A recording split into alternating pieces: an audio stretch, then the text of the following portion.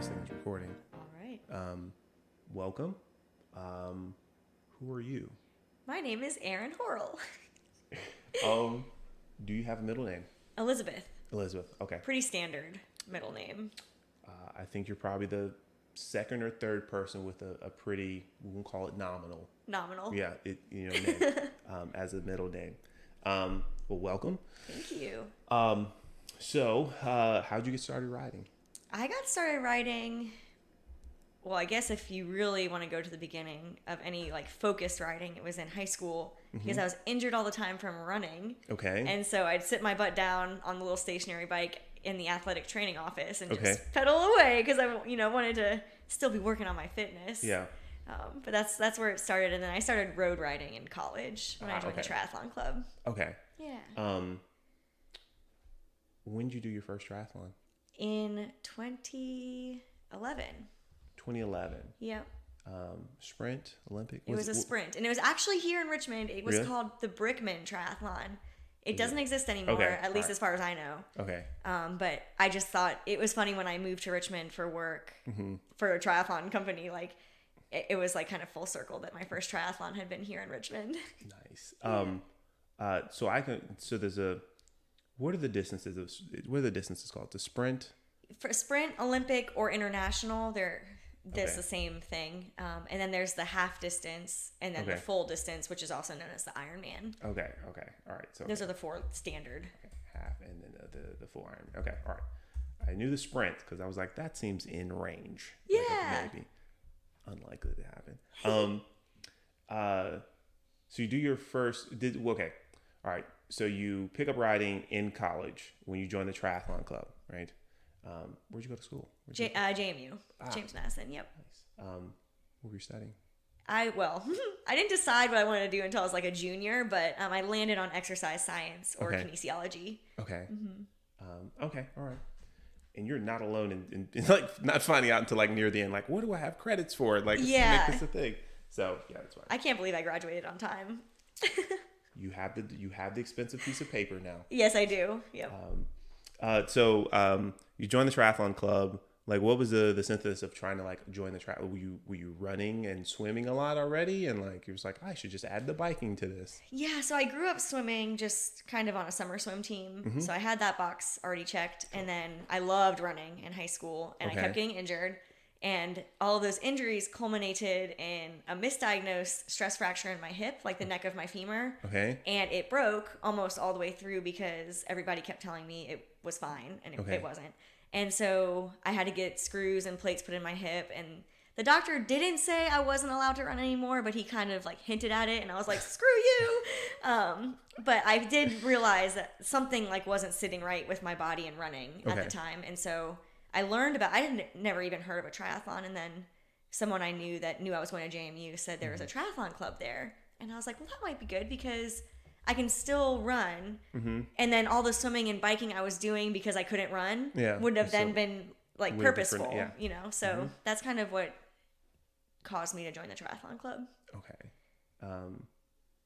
What kind of running were you like? What the injury during running, was that just like you were running long distances and somehow at like mile 10 you were getting like things were getting aggravated, or like how was the injury in the running happening? So I was getting a lot of stress fractures. I think it was probably a few different factors. I think I was running way too much for my experience level of running. So I joined and I was really competitive. So I pushed myself really hard to be one of the fastest. Okay. And that probably wasn't the best way to kind of ramp up my running. Yeah. And I also, because I'm short, people were always telling me to like stretch my legs out further when I ran, so my stride would be longer. Okay. And that caused me to like land on my heels every time. Oh. And when you land on your heel, the impact goes like to all of your joints and bones instead of if you land on your forefoot, your arch takes up the impact and spreads it to your muscles. Okay. And so I was running very poorly as far as form goes.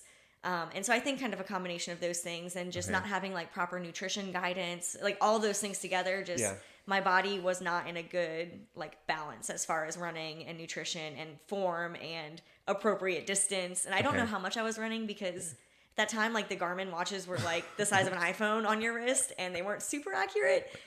So I think all those things caused me to be injured a lot. Okay. Yeah. Doing a bit too much too soon. Yeah. Okay. So, but you still run now without injury. For the most part, yeah. I've worked on my form a lot. Okay. And I mean, this has been like a 5-year journey of really working closely with coaches that kind of understand how to build volume. And so this started in grad school. Okay. And the coach I was working with really like slowed me down and was very gradual in increasing my volume. And then since I got to Richmond, Michael's been coaching me. And he's really good at helping me build consistency and volume and strength. And I think one of the biggest factors, and this, at first I was like, there's no way this can work. But he told me I was so scared of being injured, like that was causing a stress response in my body and increased like cortisol and increasing the likelihood of me getting injured. Yeah. And so a lot of what he's done is just like speak confidence into me. Like, no, you're not going to get injured. Like, it's okay if your shins are sore today. Like, roll them out, ice them. We'll reassess tomorrow. And so just kind of a whole like several years of just working on building slowly and consistently and being brave, I think has helped. You know, I still get little like nagging things here and there, but nothing really bone related for a long time, which I'm really grateful for. Awesome. Yeah. Awesome. Wow. That is interesting. I mean, you know, was it, you know, speaking a thing into an existence kind of thing, you know, being confident you won't get injured. So it's less of an issue now. Yeah, for sure. I don't remember.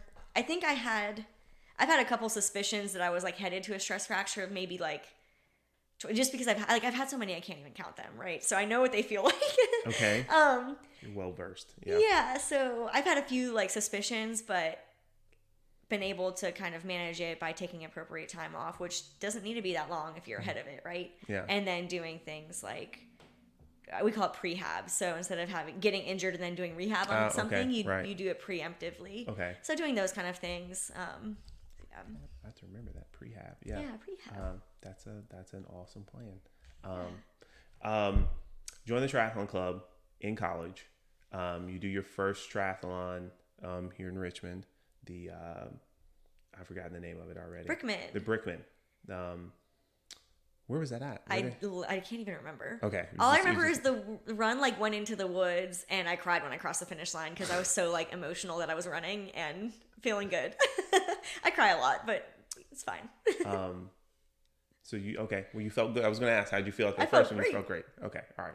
Except for I do remember when I got off the bike to start running, I like couldn't figure out how to move my legs, and I heard one of my teammates, they were like, "Why is she running like that?" And I was like, "I can't feel my legs."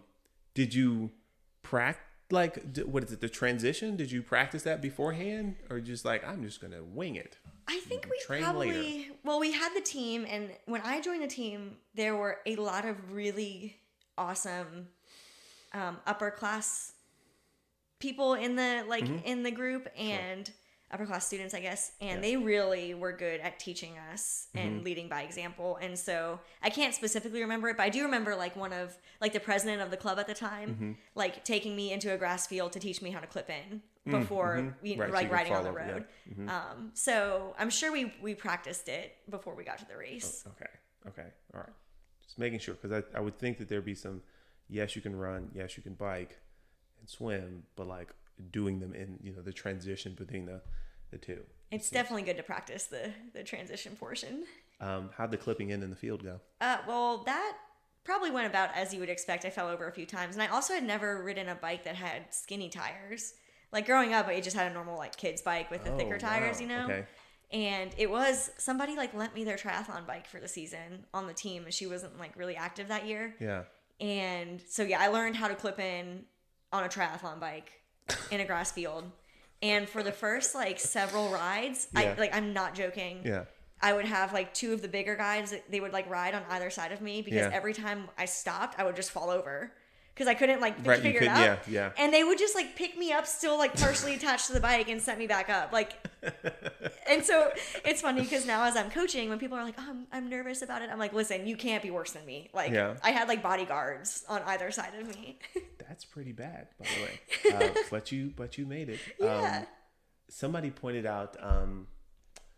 I talked to another guy, Jan. His interview will hopefully come out eventually. And he talked about clipping in with one foot and just only clipping with the one foot, right? And riding for, weeks or something like that with just having the one foot clipped in, and then clip in with the other foot, right? Yeah. And just ride with the one foot clipped in, and then like getting comfortable with unclip. So you get comfortable unclipping with both. But you'd have like weeks of doing both. That's smart. Yeah. I was like, that's great. Especially if you're that would be great if you don't have like a time frame. I need to be ready in a week. Right. To clip in kind of thing. Yeah. Either way, I thought that was interesting. Yeah, that's a really good tip.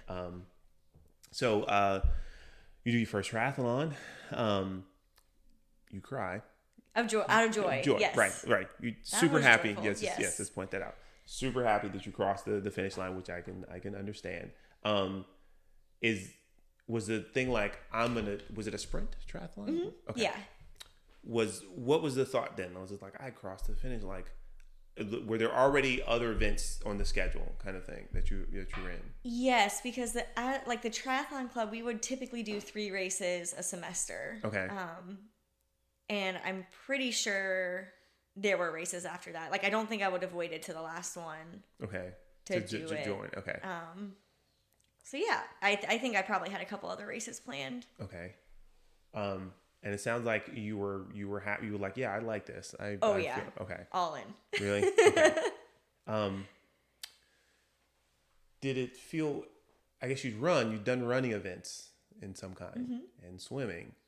Did it feel better to do like all 3 together as opposed to like just doing a running event or just doing a swimming? But did it feel like, oh, this is way more awesome to do a triathlon kind of thing than the other just a single leg of those competitions? Yeah, I think it did. I was, especially like swimming, I was always a little bit weaker in the sprinting area. So for like, especially a summer swim team, like it's pretty much all sprinting. Okay. And I remember people would always like tell me I did the best near the end of the race. Okay. And it's a 50-meter race, right? So it's like, great. Yeah. You can't catch up at that point.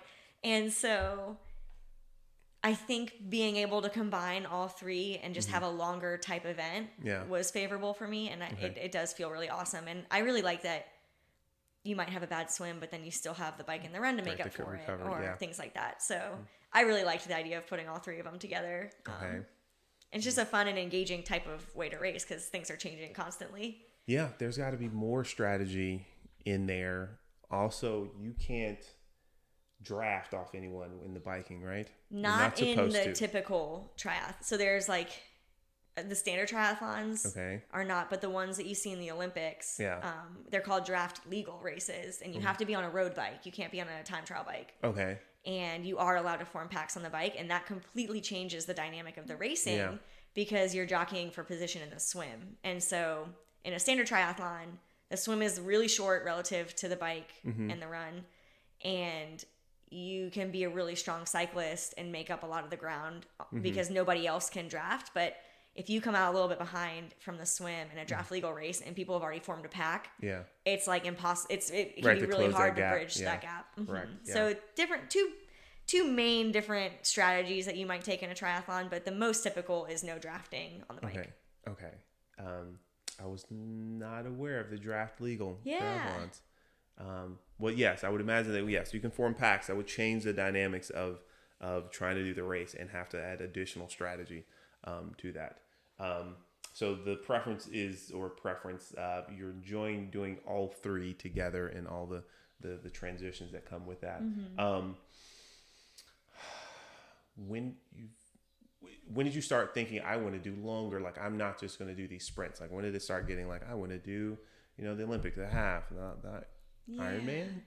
Ironman is the full distance. Right. Okay. It's called the full distance. Ironman is the brand that puts on the races that became most well known, and so they call them Ironman. But Ironman, some people get kind of weird about the difference, which makes sense. It's so, but the biggest, they're the longest one. Well, there are ultras, but which is even longer. But Ironman is the typical longest triathlon. So I think I want to say when I was a freshman, I did an Olympic because it was regionals for that year. Okay. I'm pretty sure that could have been my sophomore year, but I don't think it was. I think it was my freshman year. So kind of jumped in pretty quickly to doing the Olympic. And the long course triathlons, which is the half and the full, they were on my radar because a lot of the older people on the team were training for full Ironman at the time. Which now as a coach, I would probably discourage people from doing that. I didn't. Train for the full. Yeah, this is a long distance, and at the college age, you're still really able to build and soak in a lot of speed, and so it's better to kind of leverage that. Okay. And then you can do the longer stuff later. But I knew I didn't want to do an Ironman because of the whole stress fracture thing. I was not totally out of that yet, and so I was like, I would be a fool. Right. But the half was definitely like tickling my brain a little bit, and I ended up doing one of those. I think it was right after my junior year of college, so I waited a little bit before doing the longer events. The half, how long was the swim in the half? 1.2 miles. 1.2 miles. And then the bike is next. 56 miles. And then the run is how long? 13 miles? 0.1. Yeah, half marathon. And that's just the half. That's the half. So you double everything. Oh, right. Okay, the half. For some reason I'm thinking of the Olympic. Okay, half. Yeah. Sorry, the Olympic is about half of all those distances. Okay. Right. Except for the swim is strangely long. It's 1,500 meters for the Olympic. Okay. All right, I'll have to get those down later.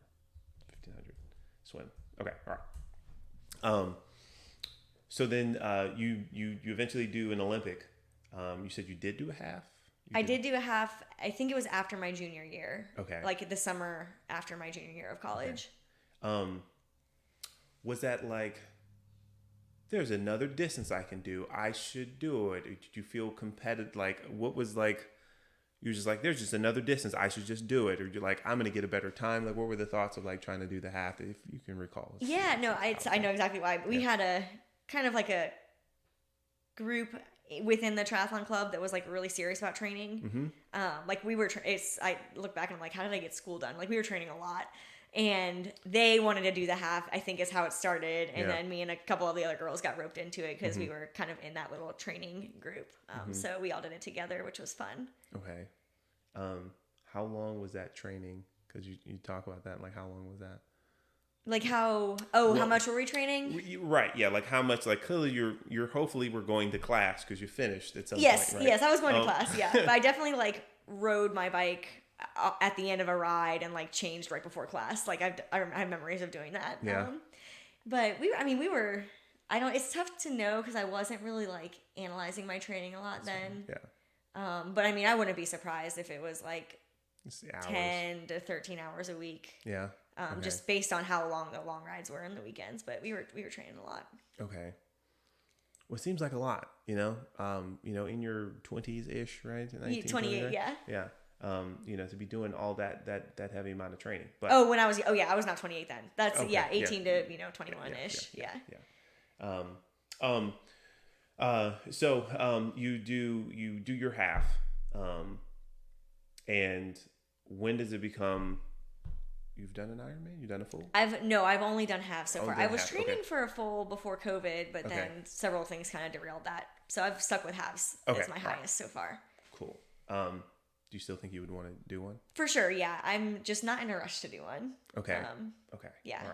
All right. And I've talked to other people on the thing, and who were preparing for events, that were motivated to prepare for events, and then those events got canceled and threw off, what am I training for? Like, why am I doing all the running? Why am I doing all the biking? Like, there's no event going on right now. So either way, someone mentioned, it's not runner's remorse. She mentioned something about like, once you've done the event, like this almost depression, because like you've done the event and like, what do I do now? Like, what's my purpose? I don't know if you feel that, like after you've done an event, are you like still super hype and like focused and motivated, like after you've done, one of these events you've been training for months? Yeah. I think I am most sensitive to like my result in the race, I guess. Okay. And I've noticed, like if I do poorly, that usually fires me up because I want to do better. If I do really well, I get really excited, and then I get a little bit of a slump because I think like the dopamine rush is so high. The like natural reaction after that is your brain like tries to balance it out, so you like slump a little. Okay. But I really, and COVID taught me this, like the whole when everything was canceled, was there's just, I find a lot of joy in the training. Okay. I love waking up and having something on the plan that I need to get done. And it's a really positive cycle. Even if you like, in air quotes, fail a workout, there's still something to be learned from it. And so racing is really fun, but I kind of use it as a way to like showcase training and be kind of like almost like a test. Okay. And so at this point, barring any like I can go do a half Ironman, and so that's not like, I'm not sure, it's not like, can I finish this race, and then it's done and I'm like, well, now what? So I usually don't necessarily have that post race slump. Okay. Because there's maybe there's not anything on the schedule yet. Okay. It was just kind of like part of the plan, and there's a bigger picture that we're still working towards, I guess. That makes sense. That's fine. Yeah. Because you're right, you're enjoying the training itself. You're enjoying the training itself as opposed to like just looking forward to the event. So like then yes, I could see how the slump wouldn't hit as hard or even at all if it wasn't just like I need to do the event and that's it.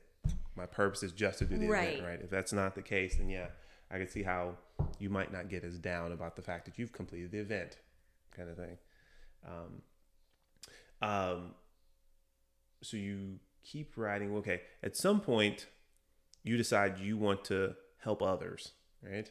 How does like it was cool? There's other question I want to ask. Like, at what point do you say like, I'm doing these? When do you decide like I want to be a coach? Yeah. So growing up, I did summer swim team. The first year our community had a summer swim team, I joined. And as soon as I was old enough, I was a junior coach. Oh, wow. And so basically just like the junior coaches taught the little kids how to swim, which kind of is mind-boggling to me because I never we didn't really get formal training on how to teach someone to swim. They just basically like took the good swimmers and they were like, you could probably teach a little kid how to swim, but it worked out. So I was a coach like probably from the time I was 12. I was like a junior coach, and then I worked my way all the way up and I became the head coach of the summer swim team. I think it was before my freshman year of college or maybe after or something like that. Okay. So Nice. I kind of knew I enjoyed coaching. I think I probably thought I was going to end up being a teacher. So I was kind of geared in that sort of teaching and helping others area already. Yeah. And then I got to college and I thought I wanted to be an athletic trainer. And then I decided I didn't want to do that. And then I kind of bounced around a little bit. And I ultimately chose kinesiology because I didn't know what I wanted to do. And I didn't know that was even a major. And when I learned that was a major, I was like, wait, I love exercise. Science is like fine. Yeah. But combining them, I was like, sweet, I'll do that and I'll just figure it out later. So I get to the end of undergrad and I'm like, oh, shoot, I don't know what I want to do still. Yeah. And basically people in kinesiology will go like physical therapy, occupational therapy, maybe PA school, like physician's assistant, or they go to get their master's, their PhD, and then they teach and do research. Okay. So I didn't know what I wanted to do, but I kind of knew I didn't want to do like most of those things. So I just did grad school. Okay. I stayed at JMU. It was the only program I applied to. And what's really cool is the professors there had a really big focus on endurance performance just because of who they were. Okay. And we had a performance lab that would conduct research, and JMU did a lot of the beginnings of research on caffeine. Okay. Supplementation during exercise, which was cool. So I was just kind of saturated in this. Like, we are nerding out over endurance performance, and I was a lab rat so many times. Like, I got muscle biopsies taken. Like, I was VO2 max testing. Like it was like popping candy. Like, all this kind of stuff. And it was just amazing. And so I did that for my master's. It was 2 years program, 2-year-long program. Got to the end of that, and I was like, oh shoot, I still don't know what I want to do. Yeah. And so I'm trying to figure out what I'm gonna do. And I was like, well, I guess I'll just go get my PhD. Like, I mean, because I like teaching and I liked exercise science. I was a little bit different in that most of the exercise science ends up being clinical. So people in like cardiac rehab, or maybe like diabetes interventions or things like that, where you're turning the exercise physiology to help the general population. Okay. The part that I was interested in was the endurance performance, and that's a smaller sliver. But I like started looking at schools. I had like phone conversations lined up with PhD directors or whatever. And then I got a message because I had been on the executive board for the triathlon club. I got like a blast email from Endorphin Fitness saying they were looking to hire new coaches that preferably had 6 years of triathlon experience and a degree in exercise physiology. And I was like, oh yeah, that's you. Yeah. I was like, oh. And so I came, I interviewed. I got the job, and so I, emailed back that PhD guy. I was like, hey, I just got offered like the dream job I didn't know about. Like, sorry, I'm not coming to get my PhD. Like, I hadn't even applied yet, but I was just like, I don't need to talk to you anymore. So, I really didn't ever think I would be a triathlon coach. Yeah. And even if that kind of had become an idea of mine, most of the time you see triathlon coaches have another full-time job, and then they do that on the side. But Endorphin Fitness is an organization that can support full-time triathlon coaches. And so, I had no idea until I pretty much had the job that I wanted to do that. Nice. Okay. What was it like? You'd already been a coach before. The swim coach. Did it feel like, oh, this is a higher level of coaching or anything like that? Oh, yeah, for sure. So I guess I had done, as part of my internship at the end of my master's program, I did a little bit I did an internship under the coach at the JMU club. So I had done a little bit of like, okay, let's test my coaching skills from swimming and see how that applies to triathlon. But then when I got to Endorphin, like Michael has this really awesome training platform, and he knows so much about triathlon coaching, and so he trains new coaches. I already had a pretty robust background from that physiology side, just from schooling, and then my own personal experience from being a swimmer and a runner already. So it was different in the sense that I was asked to apply more science than I had needed when I was coaching summer swim team. That was a lot more like, just kind of do what you feel is right. But the standard is a lot higher here. And so it definitely is different. And it definitely was different and harder in the sense that I was dealing with lots of different people as opposed to just like college students doing triathlon club or 10-year-olds that are training for the 25 freestyle, Now you've got potentially anyone, right? Anyone. So you started coaching. How long have you been coaching now?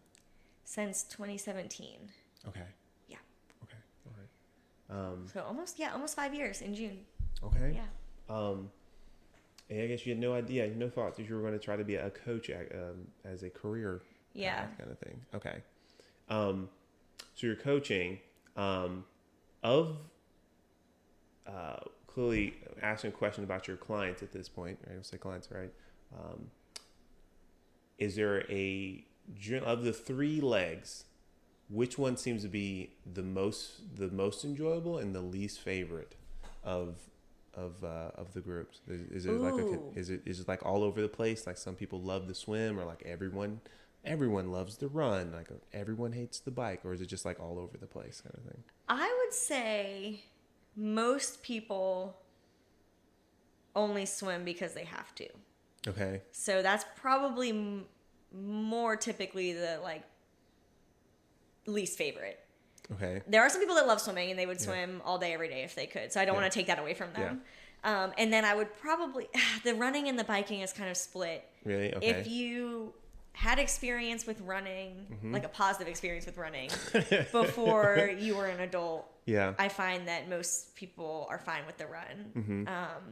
The bike, the biggest thing that becomes an issue with the bike is I think that people just are a little bit more nervous because you're going at a higher speed. You need a bike on the road to train for it.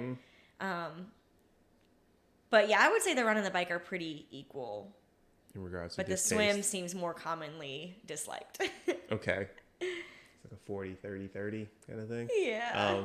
Okay. All right. I can see with the swimming because the running, you can just get out and go run, right? There's not a huge hurdle to that. The biking, you need a bike, but you can still also get out and bike. But the swimming, you've got to go somewhere. You've got to get into safe water or go into a pool. So it's not one that I would think most people have had regular experience with swimming, like Correct.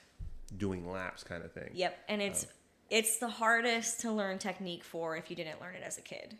Okay. Because there's a few elements that make it a little bit harder. Like Okay. you can't breathe as much as you want, and you have to float in a body of water. And also, you bring in the whole open water side of things where people are afraid of creatures, or there's not a black line on the ground to follow, or there's current. So there's a lot of things not going for the swim if you haven't grown up in the water. Yeah, the creatures. Yeah. So how do you calculate them into your time? Yeah. Has that ever been an issue? Like actually, like running into like a have you been to an event where someone was in the water and they actually like a fish or something, like they actually encountered a thing in the water and it became an obstacle, or like they had to contend with it at all? No, I've not heard of anything. The only thing I've ever seen on that is there was like a professional race last year, and they did the race. They were fine. I think it was in the Pacific Ocean.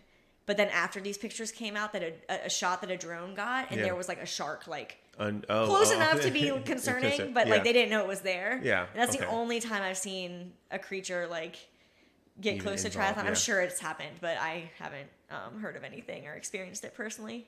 I would imagine, and I'm not the most well versed in aquatic life, that like a body of people moving through the water would cause such a stir that anything there would just like, nope, we're not going to go check that out at all. Yep. Kind of thing.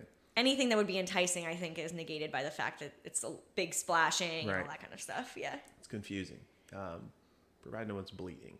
Yeah. It'd be too concerning in open water. So either way, I was curious about that because I think my last time swimming was hilarious and not well of me. I've done some running on the treadmill. Okay. And that's as aggressive. It's as big as it's gotten since I started running. Sometime I will step outside and go run, but it's unlikely. But I feel like the running would be the least favorite leg of a triathlon for me. The biking clearly I can handle. Right. But the running seems like it would be the one that would have the most suck involved. Yeah. Kind of thing. Particularly after all the other stuff. Yep. It is tough after everything. Either way. So as we bring up some biking stuff, okay. You go on a bike ride. What do you like to take with you on your bike rides? So are you asking like Coach Erin it's like Coach Erin that's doing everything she should be on her bike and preparing for her races, or like Erin that just is going for a bike ride? It's a good question. Yeah, right. I guess So I can answer both. let me calibrate that. And you should clearly give the answer that you don't mind being recorded. Oh, it's either is fine. If you're going for like, you've done some distances, so I'll say like a 30-mile bike ride as opposed to a 70 or an 80-mile bike ride. Like what do you try to, a 30 miles bike ride's coming up tomorrow. Like what do you want to take with you on that ride? Other than the bike and your helmet and shoes. Right. Yeah. The necessary gear. I would take some Tailwind, probably like Tailwind. So it's a sports drink mix. Okay. Generally you can do like 200 calories per bottle. It's got sodium, magnesium, all the good stuff in it. Okay. But it has calories in it, and that's important to me because you can consume 300 to 400 calories per hour on the bike and have that still be used to help you perform better. Okay. So I would probably take Tailwind, probably 2 bottles of that. And then, I mean, if I'm just chilling, like that might be all I need. Okay. If I'm trying to do like intervals on the 30-mile bike ride, I might bring like a couple goos so that I can kind of top off on that. If I'm going on a long, long ride, just going for the distance, I'll still do the Tailwind.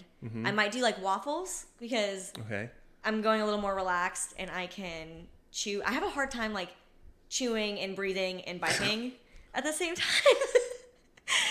And so if I've now added in the element of I'm trying to go fast, I like take out the waffles. Just like don't deal with that. But I find that those are really good on easier rides. I've been known to bring like kettle chips on long rides. Okay. Because I think like the salty is a good balance because you're normally doing a lot of sweet stuff. Okay. trying to think. Like maybe a Cliff Bar. Like nothing really crazy. Okay. Goos.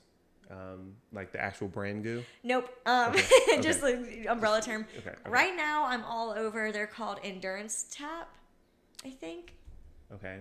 Or it might be Slopeside. I don't know. I get them confused, but it's a maple syrup base. Okay. And they're really good. And they're thin, which I appreciate because the goos are a little bit too thick for me. Yeah. And then they have lots of fun flavors too with the maple syrup ones. I was going to ask, like, is there a preferred flavor with the maple syrup ones? Right now, they have a salted caramel that's really good. Yeah.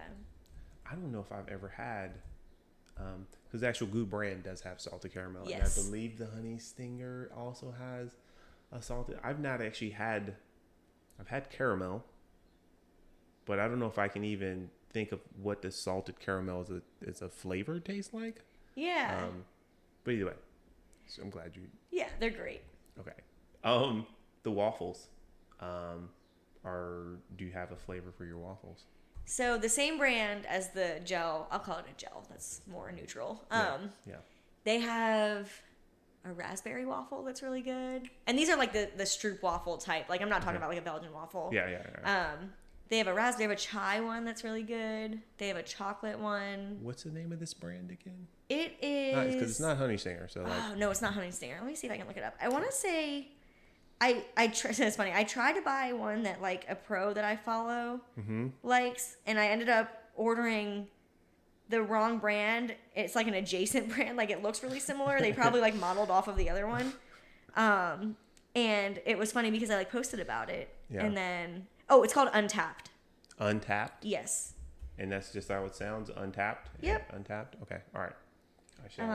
But anyways, this was not the brand, and another girl messaged me and was like, I made the same mistake, like that's not actually the brand that she uses. And I was like, oh, I feel like an idiot.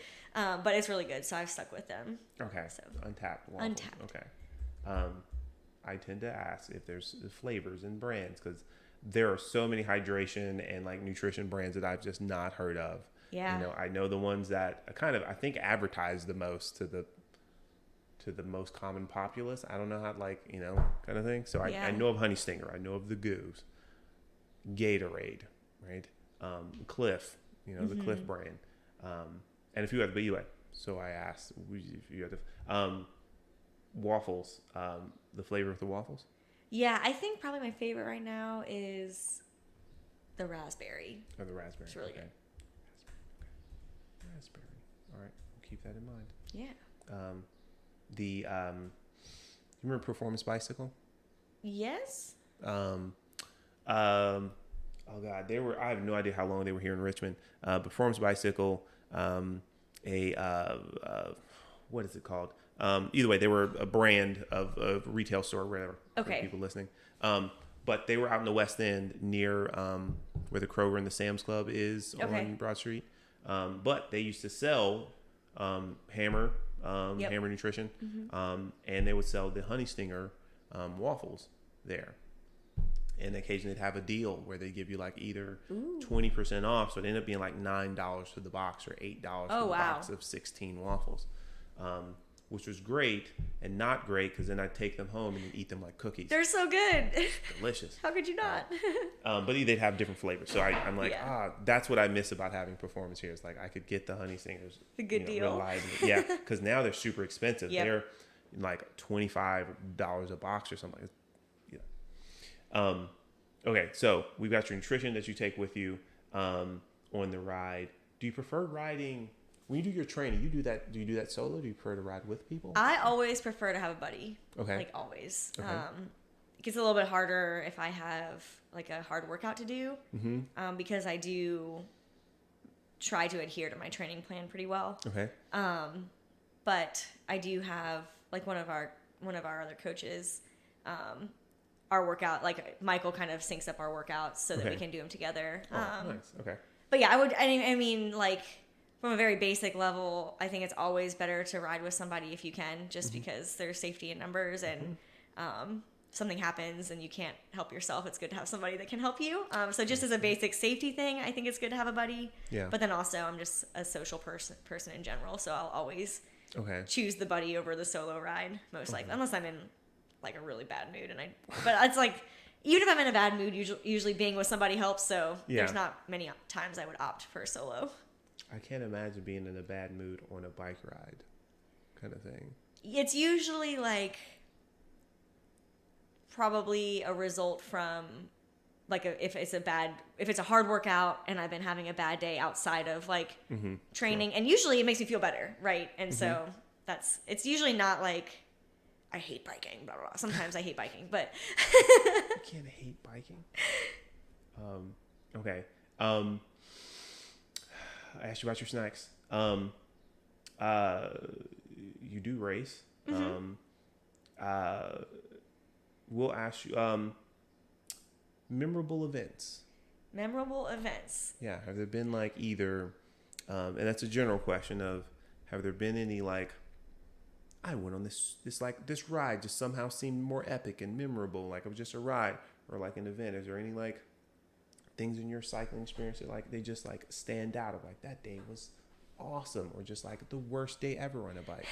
Yeah. I think I've had the whole range, like many people that spend hours a week on a bike. Some of the most epic rides I can think of are from college, back when like like maybe didn't have enough money to buy food to bring on the bike ride, things like that. It was like we did the college triathlon thing. But like one ride so I guess back up. Out of Harrisonburg, there's this really big ride called the Alpine Loop of the Grand Fondo. Have you heard of it? Jeremiah Bishop. He's known for doing things on a road bike that maybe he should be on a mountain bike for. And so I did the Alpine Loop, the whole thing. So that alone, super epic. And I'd actually done a triathlon the day before. And I woke up that morning to do it was a sprint, but it's still a triathlon. And I woke up the next morning and I was like, what have I done?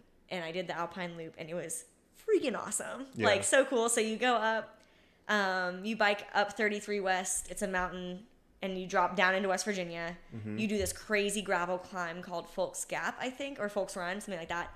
And it was like very thick gravel. And I just remember this dude like came up and he was like trying to race me. He didn't say it, but he was trying to race me. And I was like, oh no, you don't. And so we raced up, and I remember getting to the top of the hill, and we were like neck and neck. And I was like, why are you doing this? Like, I was like, well, we still have like 70 miles to go. But that was like really that. So I remember that very clearly. And then you do some rollers, and then you end up climbing up the dark side of Reddish Knob, which is a really tall mountain, and it's gravel. And then you come down the front end of Reddish Knob. So I think I did that first.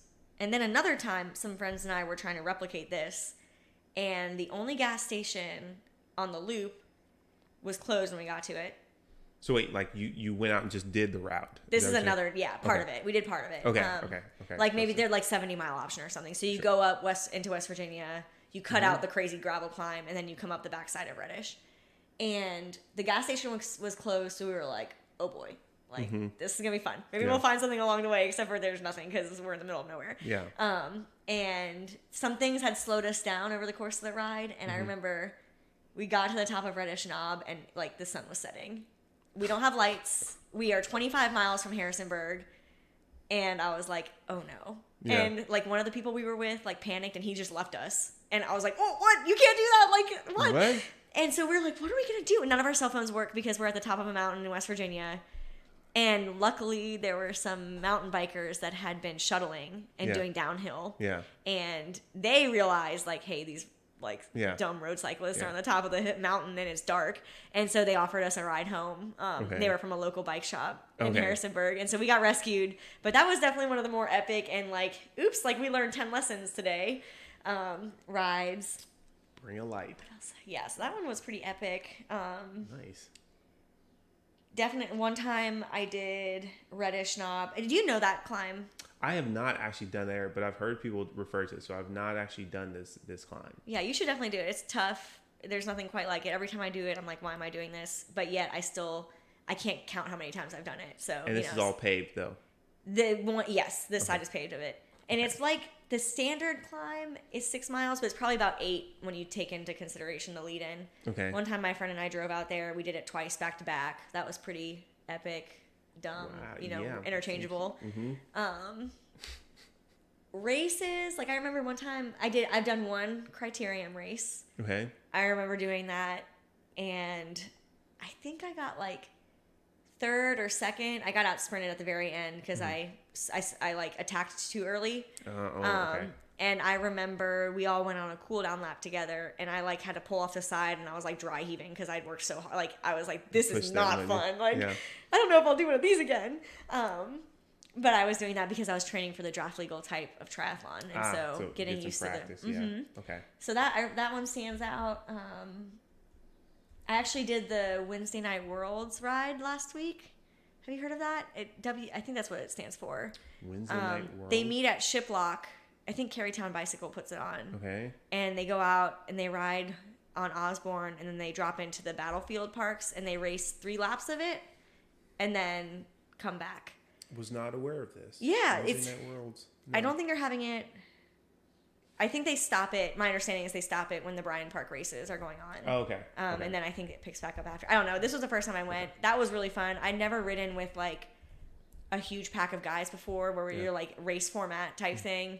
And like in the drafting triathlons that I've done, the girls ride very differently. Okay. And so that was really fun. And that's a very recent memory because that was just last week. So nice. I feel like I've heard that the Wednesday Night Worlds before. I just don't know where I've seen it somewhere. But maybe Strava. That's probably likely it. Yeah, that's likely where it is. But I shall look into that. I rode with the Carytown crew one time. I did the Carytown ride. Yeah. 2 Saturdays ago. Gotcha. Like, yeah. It might not be. I'm not sure if someone's listening and they know. Sorry if that's wrong, but I know there were a few Carytown people there, and they were very nice. That's fine. It could just be random people who show up and Carytown folks show up there. Yeah. So those are some of your epic rides. Thank you for sharing that. Why do you keep preparing and doing events? Why do you keep doing all this? I think it's just so awesome to continue to challenge myself and grow through the tension of the good workouts and the bad workouts. Okay. And because you can ask anybody, I'm not always like, yes, I get to train today. Like, I'm so excited. Like, a lot of times I'm like, why am I doing this sport? Especially on like, I don't know. I mean, it can even be an easy run sometimes that I'll be dreading or an easy ride. But I think there's a lot to be said for the growth that we encounter when we push past that. Like, I don't want to do this, but I think it's going to be better in the long run that I do. Like, no pun intended. Yeah. I love challenging myself. I think it's so cool that I've been doing this sport for 11 years and I'm still like breaking records of like my own, getting better and seeing myself grow. And so ultimately that's why I do it. It's a lot of fun. I get to be around amazing people and mentors in the sport. I think that exercise is critical to a healthy human being. There's mental health components to it. I think there's more reasons to do it than there are not. And I'm able to. And right now, fortunately, it's part of my work. And so it's just... makes it easier. Yeah, it's just amazing. I feel like it's a privilege to be able to do it. And I see the benefit in the long run to keep training and racing. Yeah. Okay. Thank you. Yeah. The clients who come and like work with you, do you end up with more people like, I'm already experienced in running, now I want to train in all three, or like I know biking, or like how often do you end up with how often do you end up with someone's like, I want to do this, but I have no real experience, no material experience with either three? Yeah, I would say most people that I begin working with have some sort of like gateway. Right. They've done something that has led them to like, I want to do a triathlon. Right. Maybe they've never done a triathlon, but they've run, or they've done swimming before, or they've biked. Most people kind of get into it from running, I would say. Okay. Whether that's like me, where they were getting injured and so they wanted to do something that still had running but has some other things. But we don't require any sort of level of experience. Okay. I've had people join that don't know how to swim. Okay. I've had people join that don't know how to ride a bike outside. Like they can ride a bike, but they've never ridden on the road. Yeah. And then I've got some people that have done several Ironmans and they just want structured training, or they've done a sprint and they signed up for an Ironman and they're like, oh no, I need help getting there. So really it's everything. Okay. I've seen it all for the most part. Okay. Yeah, I would think that like being an experienced runner would be the most prepared for doing a triathlon. Like having more experience, really, this is me as a non-trained person. It seems like the running, personally, it seems like because me personally, running seems like the most difficult. That's the barrier for you. Yeah, if someone's already like a decent runner to what then it would seem like the other two would be easier to pick up than if you were a swimmer and then decided to then pick up the running and the cycling, because we can all ride the bike mostly, kind of thing. So either way, that's my thought on that. I would say the hardest thing for most people, again, is the swim. Like that's the biggest barrier of entry to the sport. And it's just so tough. And I think people that know how to swim, at least like, even when I say know how to swim, like are even comfortable being in the water and like floating. That's one thing. But then also if like you can swim down and back in the pool, like that's huge. And I think it's something that can be really easily taken for granted. But I definitely would say that swimming is the hardest thing. Okay. But yeah, for you, and part of my job as a coach is to find the barrier, right? And to find the limiter. And so like for you, run. We got to get you in a good place with running, right? And that's part of the cool thing of coaching is everybody is different. No two athletes are the same. I feel like the swimming would go. Okay. So I will tell you the story of the last time I went swimming. I went to the Bahamas. This was in 2013. Is that was the last time I was in the water? My God. Oh, wow. Yeah, not including baths. So like those some baths. So 2013, I go to the Bahamas kind of reluctantly on this cruise. Didn't want to go. But my family was like, Trey, we'll pay for it. Let's Can't go. ride my bike on the cruise ship? I just gotten a job. Just gotten a job. Well, actually, what happened is they were like, you should go on this cruise. We'll pay for it. I was like, I don't really want to go. We'll pay for it. Okay, all right. But then I got a job, which was great. I finally got the job. But the cruise was like the second week of me being on the job. So when I was in the interview, I was like, hey, I've got this cruise. Is this okay? And they were like, that's fine. That's cool. You let us know. Take your time. So do this cruise to the Bahamas. We stop in one of the islands, and then we're deciding to do one of the excursions, right? And we don't do... Have you been on a cruise before? Nope. Like, you could leave it. I'm not so sure I'm sold on the cruises, but I get that right people now, love them. don't. Like, no. We wouldn't be where we're at now with the pandemic. Cruises. So either way, you're trapped on a boat. So either way, you go to the island, and you can do an excursion, like when you go to the Bahamas, like different. And these excursions are like, let's go jet skiing, or like let's do a tour of the island. Like there's these excursions, and whoever the cruise line that kind of arranges these things, you can before you can get there, you can pay for these things. Right. So when you go to the island, you'll have a thing to do, right, as opposed to just walk around and see the markets. So, or you can just go to the island, and they will.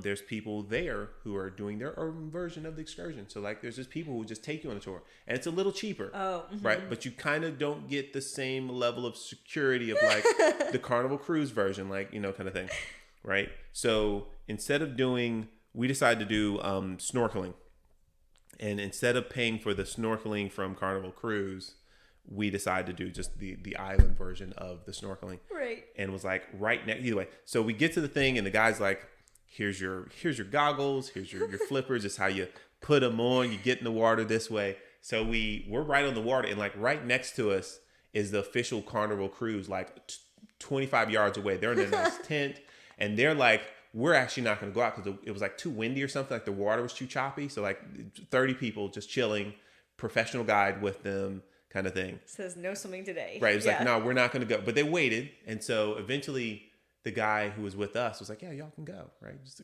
go. No one else is over at this side of it. It's like a rope that separates the two.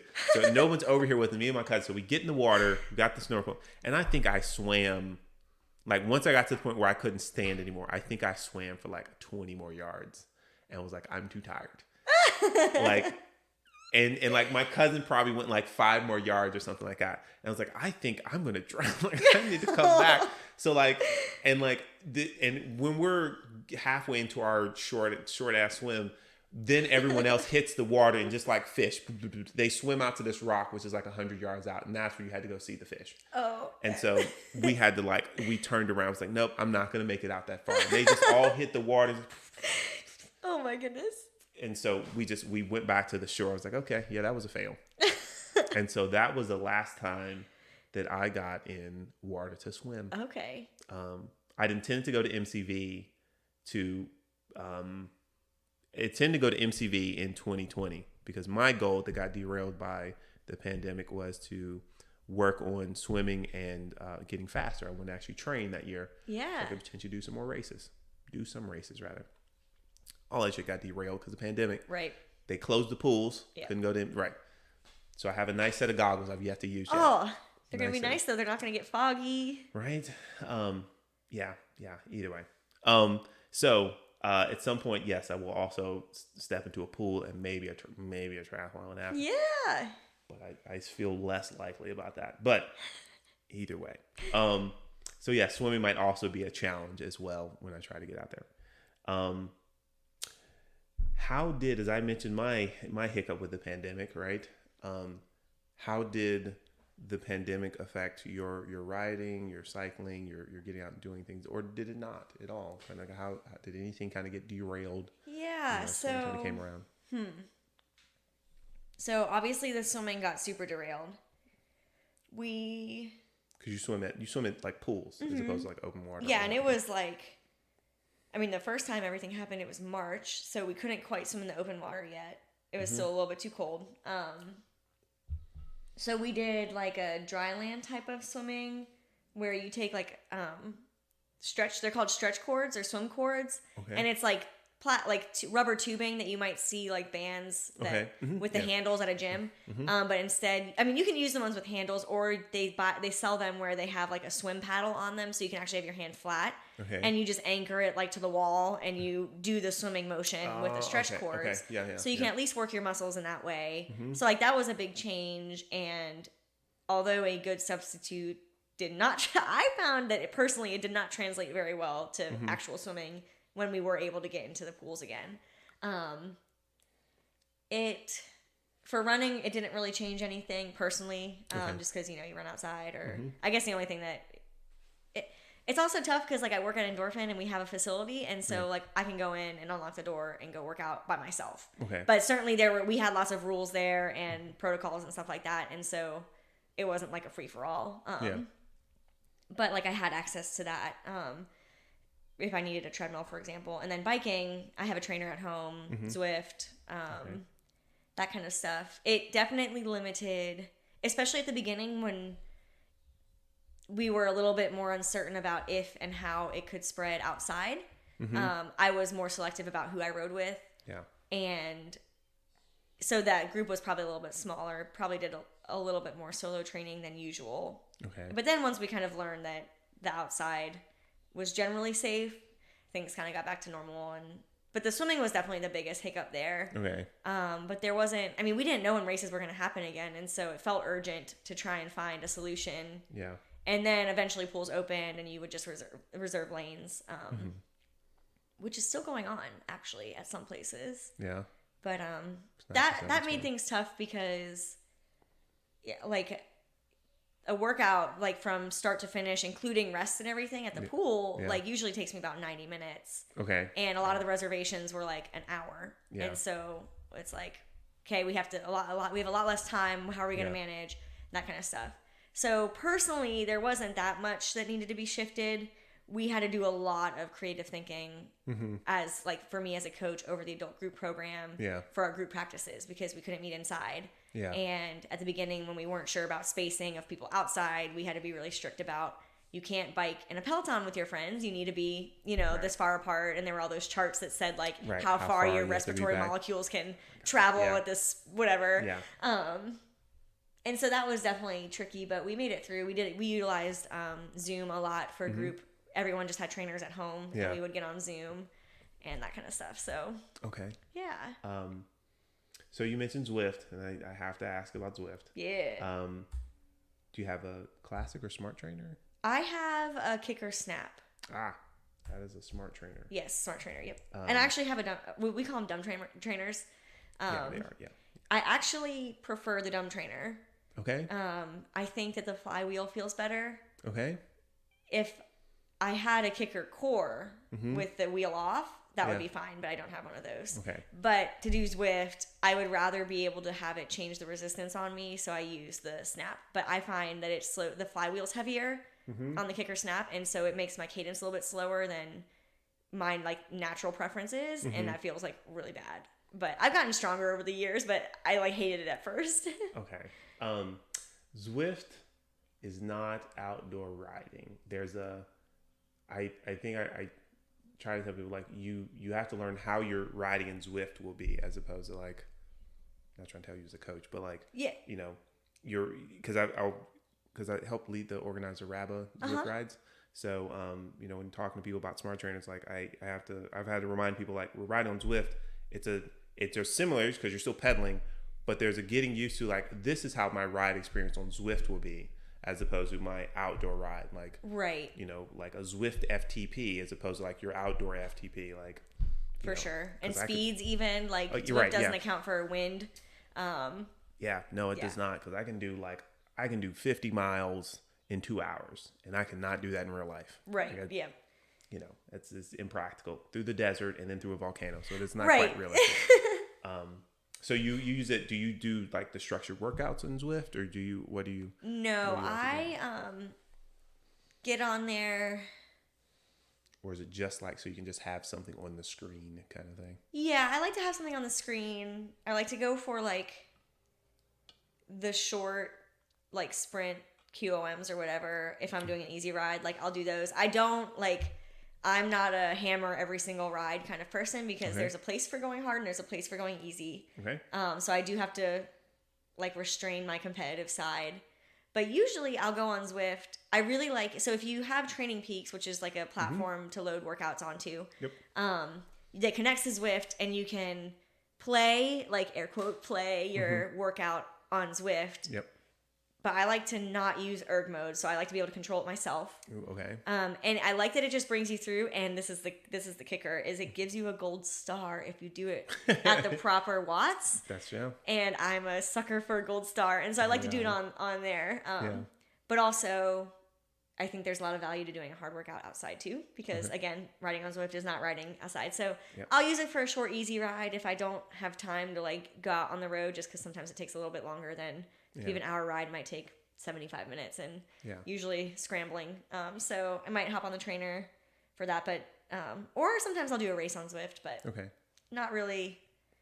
I'm not a Zwift junkie, but I do enjoy it, and I use it enough to rationalize paying for it. Okay, all right. Just curious. Yeah. Have you heard of Zwiftcast?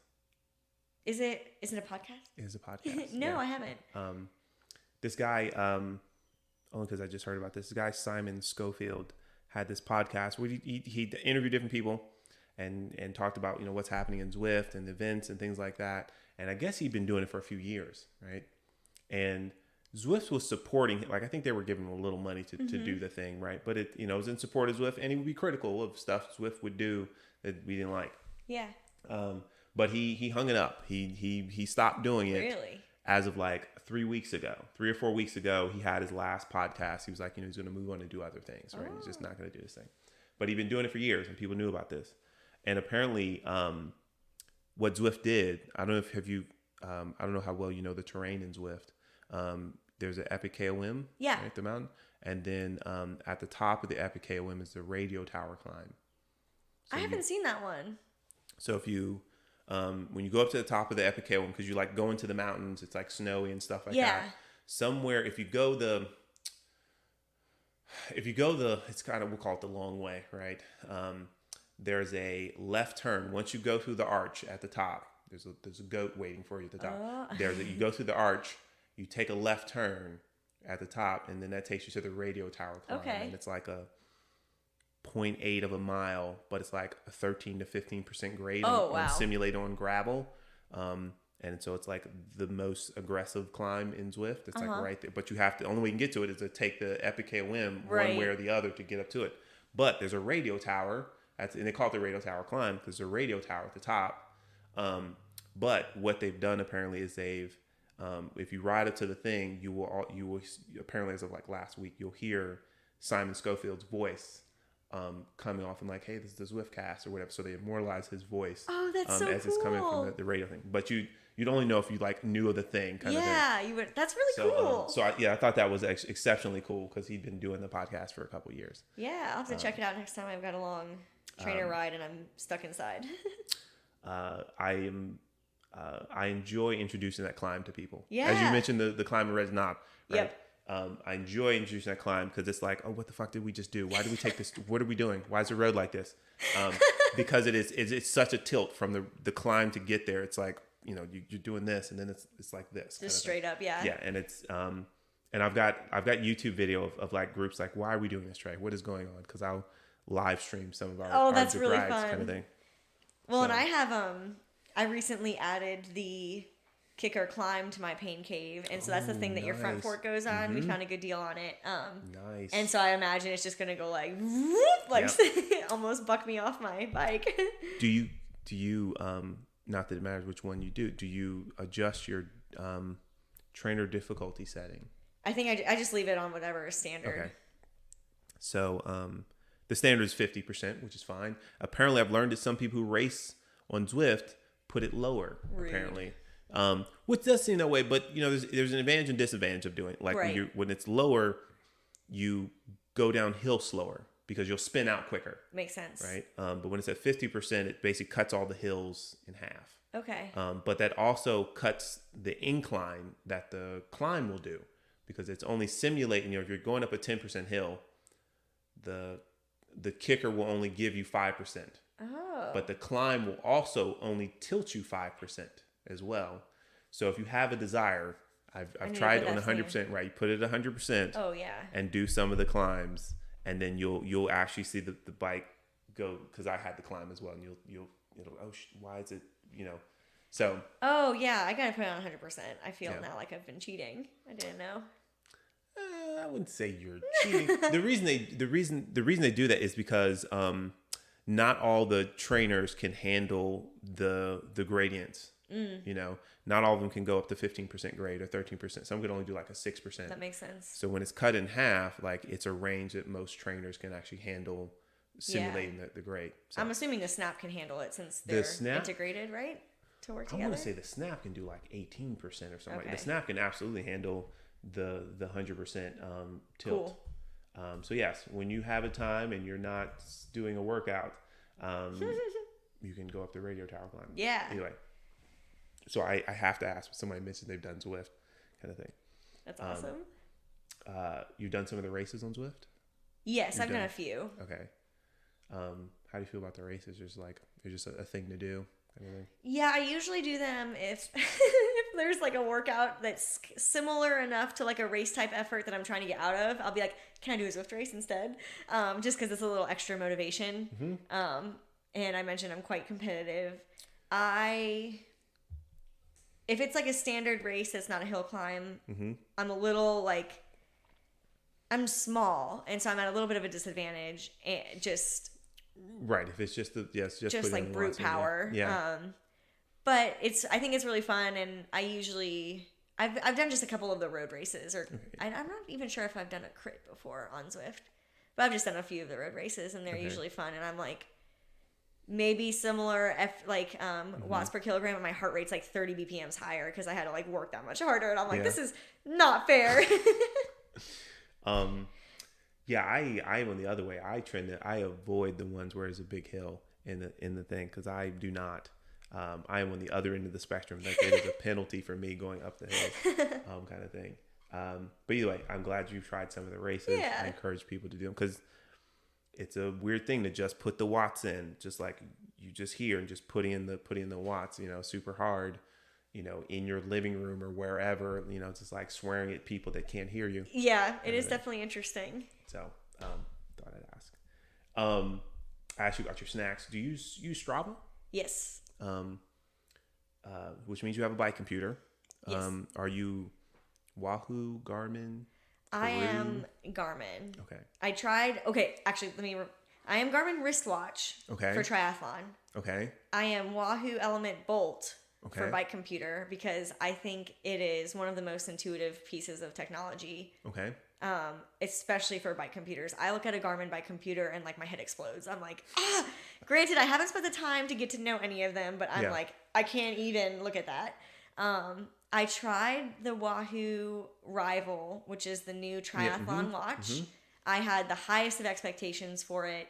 It has an amazing feature called touchless transition, where you use it in a race and it can tell when you switch from swim to transition to bike to transition to run. Yeah. And you can broadcast it on your bike computer, your Bolt. Okay. And you leave it on, you put it in triathlon mode, and you leave it on. And when you come to your bike, it broadcasts your data onto your thing. Nice. I thought those things were awesome. Didn't like the swim feature. Yeah. It kept disconnecting from my phone. It was a pain. I had to keep resetting it to reconnect it.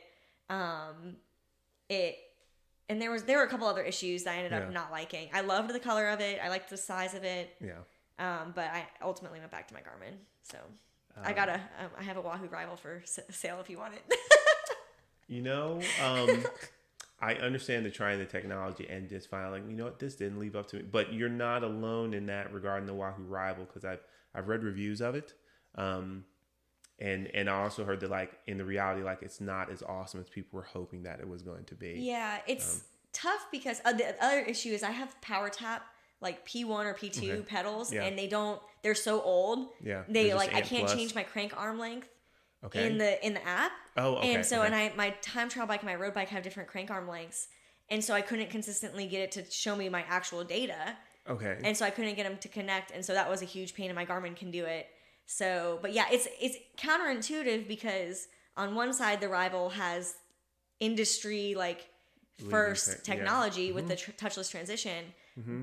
But the people that would be interested in that also want more stuff in the watch, and it didn't have that power that a Garmin has. Yeah. Mm-hmm. It's a lot cheaper, but it's not the same. It's just not the same level. And so I don't know who their market is, if that makes sense. But I guess we'll see if they'll change. It's supposed to be, my understanding is because it's, a swim run watch, like it should be for triathletes, but I'd have to look and see unless they've done some firmware updates. Like it's not doing as well because I've seen it go on sale. And it's still 2 years old, I think, maybe a year and a half. I think it's younger than that. I feel, and they might have released it and not had it out to like the general population too. Yeah. I know that a lot of pros have had it for a while, but so Garmin watch, and Wahoo bike computer. Yes, is the current setup. Okay. And the Wahoo, you're right. The Wahoo, my understanding is they have a bit of an advance because they started later, so they had a chance to build something from the bottom up with a newer code and that kind of thing. Where Garmin is having to build existing, they've had bike computers for a long time, so their existing code or whatever they're using, I believe they're kind of rewriting it for the newer devices. That makes sense. Does seem it's got some new updates, but it's still got the backbone of the super 10, 15-year-old, whatever, bike computers. Yeah. That's my thought, because I've heard as well, Wahoo's super intuitive. Yeah. So I'm glad that is working out. But you're using Strava.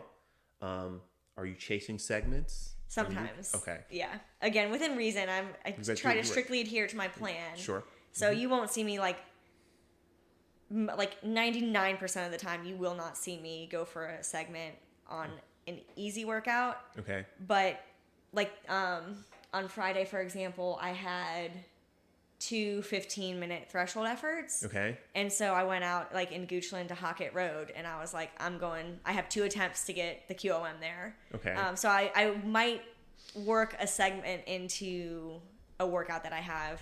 I also really enjoy going to the mountains. Okay. And trying to get climb segments on my TT bike or my road bike. Really? Just depending on the day. What is a threshold effort? Roughly? Like, do you mean time-wise or effort level? That's a good. Thank you. I thought to ask. I could have heard of. I've heard of threshold. Threshold efforts. But what does that mean? And we're like, if someone needs to do a threshold effort, not so much like what time, but like what is that supposed to mean? So I was working. Generally. Yeah. So your threshold theoretically is an effort that you can hold for an hour. Okay. Like your hour best performance. So it's Okay. not a sprint, but it's the most you could do in an hour. So that's threshold. Okay. But you don't normally, like the intervals I was doing were just 15 minutes because you get a lot of fatigue by working on your threshold. Okay. So the effort that you would be able to max hold for an hour, put that in for like 15, 20, whatever the time is that you're supposed to do that threshold effort. Yep. Okay, cool. Thought I'd ask. It's a good question. Right, yeah. Yep. Because, you know, there's people who've listened that probably have done training, but I think most have not. Yeah. Or at least not had structured training. So I just thought I'd ask. Yeah. So it was, if I were like describing it by rate of perceived exertion, it would just be like hard, but not all out. Okay. Is a good, easy way to say it. Okay. Do you recall doing your first FTP test? Yes. Okay. But it was with my first coach that I had in college. Okay. And I didn't even have a power meter.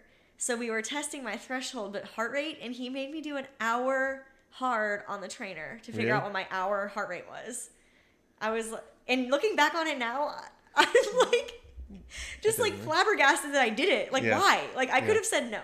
I didn't. But other than that, I think my first power test was when I got to Endorphin. Okay. I don't necessarily remember the first one, probably for the better. Right, yeah. But I definitely have done many now. And I remember some particularly bad ones and good ones. When you did that first one at Endorphin with the power meter, right? Clearly not asking what the score was, right? Because I assume it's fluctuated, gone up. Yes, yeah. Right. Were you like, oh wow, that's what I thought it was going to be, or like no, like it's super low. Like what were you just like? What was the thought once you like saw the result of said FTP test? I didn't really have any context for it because I didn't know what I never had a power meter until I got here to Richmond. Okay. All I trained by was heart rate. So yeah, I had no idea. And then, what we probably did was took my weight and then did the watts per kilogram and then stacked it up. Okay. But I can't really remember where I was at. But I didn't have any context for it like I do now. So I was probably just like, cool. Okay. Now I have these like evil zones that I have to try and get because I inflicted this pain on myself. now you know. Yeah. Yeah. I have done one FTP. I've done one FTP test on Zwift. Okay. I've done one, and of course it sucked ass. I did it in the desert because somehow I get so into Zwift that I'm really riding the desert. So like I did it in the desert where it's flat. So I wouldn't have to think about I'm going up a hill, changing my effort. But yeah, it sucked ass, and I've not gone back. And they've added different types of. That was when they only had 2 tests, and now there's like 4. Right. There's a ramp test. I'm not actually gone back to go test it. But every so often it updates. I'll do a super hard race, and it'll be like, your FTP has gone up. Right. But they never lower it though. They never lower it. They don't ever. Well, yeah, no, they don't. Because I've definitely done some like 30-minute rides that were below whatever my FTP is set at. And they never say like, oh, you were awesome 3 years ago and now you're like a quarter of what you were kind of thing. Yeah. Never lower it, which becomes your workouts, right? So whatever it was, my FTP is higher than what it got set at. But it's never adjusted down automatically, but they'll adjust it up. Interesting. Automatically. But you can move it yourself. You can manually adjust it, either way. But outdoor FTP test seems impractical. I'm not training for anything. I don't think so. I asked you about your snacks, Strava. You're usually not chasing segments unless it's incorporated into your training, if that's allowed. The pandemic. I'll ask, but I find it's always a bit touchy because I don't want to, voice something to existence. Have there been any accidents? Yes, actually. Okay. There's been a couple like tumbles. Okay. Including all of my times I tipped over when I was learning to clip in. Okay. But there was one particularly bad accident when I was in college. I was going into my junior year, and I came back like a week early just to train with my friends because that's what we did. And we did a bike ride to Skyline Drive. And so to Skyline, right? JMU. From right, JMU, okay, yeah. cool, So we cool, biked there, biked up the mountain, came back. We were like 5 miles from Harrisonburg, and we were in a pace line on our TT bikes. So take what you will out of that. And something happened, and the person in front of me crashed into the person in front of them. The leader was fine. Second person went down, and I didn't have time to react, so I went down. Yeah. I don't even remember it because I hit my head so hard it knocked me out. I woke up. And I don't remember this, but I woke up and I thought I was 2 weeks in the past. So I was asking, like, the people I was with where the lifeguards from the pool were, because I thought I was back in Northern Virginia at the summer pool. Okay. They called the ambulance, got a ride in the boo-boo box to the hospital. When I got to the hospital, they said I started saying the same 5 things, like, on repeat. The same 5 things. And the first thing I remember, other than, like, I remember right before we crashed, like, wherever my memory starts, was I was like, can we go to Chipotle when we get back? Like, I'm starving. And then the next thing I remember is me saying those 5 things that had been on repeat. Like, I remember saying it the last time through. So I got, like, CT scan, was fine. Yeah. Like, obviously quite concussed, but fine. I sprained my wrist. But really, that's all that, like, I think I came out of it pretty fortunate. Okay. And was concussed for a while. But then, like, they really didn't do much for concussions. Like, now you can get PT for them, and people take them a little bit more seriously, but they just kind of, like, gave me a note, and they're like, you have a concussion. And I just remember being, like, in chemistry, and I was like, ooh, just, like, not really there, and I'm not sure. And I remember I had just moved into a house with a bunch of, like, my friends from the triathlon club. Yeah. And I remember, like, having a really hard time, like, understanding where I was in the house and, like, how the house worked. Like, where's my room again? Like, so it was definitely, took me a little while to recover from that, but okay. Yeah, that was a good one, and I'm very not stubborn, but vocal about people wearing helmets, because I didn't do anything wrong. Yeah. You never know, and, like, besides that, with, like, cars and rocks in the road, you just never know, and so, like, my helmet saved my life. So yeah, but that was that.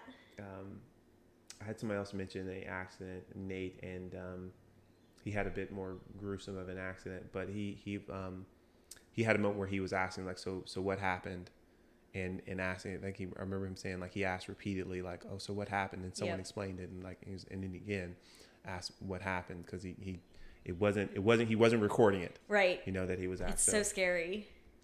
Yes. So yes, we all advocate for wearing a helmet, even on the shortest of bike rides. Yeah. Better to have it than find out you needed it and it wasn't there. Yeah, for sure. Very well said.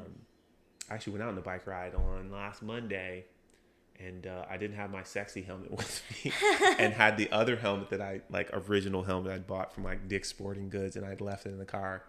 I was like, no pictures today. So I put on this other helmet. It's like, I was like, does it fit? Did my head get bigger? And, and then it, like, and eventually I kind of put it in. I was like, okay, that's what happened. Okay. Yeah. And had to wear that thing, but it did fine once I was out there on the road. I rode down into Osborne, came back via Osborne. Yeah. Kind of thing. Either way. So I'm hopefully no more accidents. But careful kind of thing. Did you feel, well, that was college. After your accident, did you feel any squeamish about, like, getting out on the bike? Kind of yeah. So it's one of those weird things for me to say I was fortunate in that I don't remember it, because I don't have that, like, memory that haunts me. But I did notice when I started riding again, depending on who I was riding with, it was almost like my body remembered. And if I got, like, too close to somebody that was riding a little squirrely, I would, like, flinch. But I didn't know. It wasn't like, Erin, be careful. It was just like my body would just do it. Okay. And so, yeah, that was really the only thing. And so I was a little bit more careful about who I followed. And that's not, like, the people that I was behind when I crashed, they're excellent riders. So that just speaks to the fact that this can happen to anybody. Okay. But I just noticed if I didn't have that trust with the person in front of me, my body was a little bit more sensitive to that. But other than that, I'm grateful that I don't remember it, because I know that can be a huge obstacle to overcome. So I think I was just saying, ignorance is bliss. Yeah. Yeah. What's something, with your coaching, do you primarily train people who are training for triathlons, or just like people who are just, or like, would someone also seek training from you if they wanted to just get better at running, or just cycling, or just swimming? Like those are also in the purview as well, correct? Yeah, yes. Okay. So the majority of who I end up working with is triathletes, just because of the company I work for. Right. Yeah. But we do get people that are just looking to get better at running or biking, or they like multi-sport. They might not necessarily be race focused, but they just want to be fit and improve. I've never had any pure swimmers that are just looking to swim come to me. Okay. That's definitely, but there are like, I think, other avenues that those people go, and I think they're a little bit further. More they're not really. I feel like the masters groups typically is typically where those people go. Okay. But yeah, I definitely get some runners and cyclists specifically too. Okay. Yeah. Okay. All right. Just curious if it was just triathletes. Yeah. Nope, not exclusive. Okay.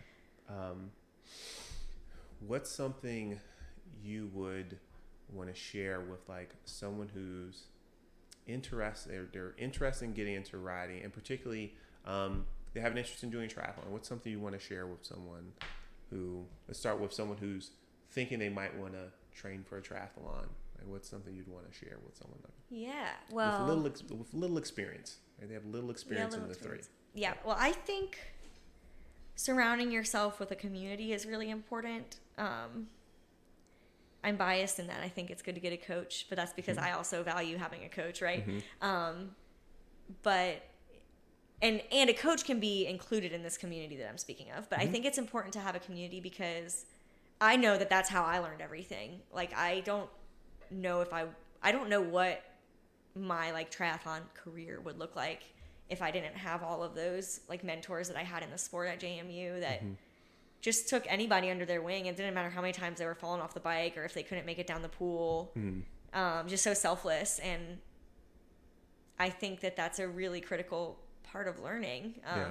And the sport can be really dark if you're by yourself for most people. Some people do it by themselves all the time, and that's fine. But I'm very people oriented, and I think it takes a community to be able to show somebody like their potential and to be able to speak positivity and truth into somebody that might be down on themselves, and it increases the like well of experience that you have to learn from the more people that you have in your community.